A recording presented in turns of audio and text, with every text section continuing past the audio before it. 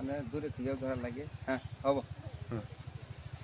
দর্শক বন্ধুরা, আজকে দেখা পারতেছেন আমি কোন জায়গায় আছি।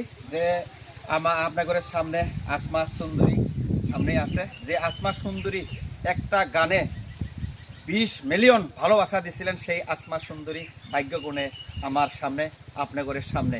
তার সামনে আরো একটা ছোট বাচ্চা আছে, হাসানুর নাম।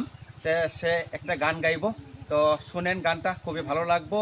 তো ভালো লাগলে অন্যকে দেখার সুযোগ করে দিবেন। তো ধন্যবাদ, গানটা শুরু করে দাও।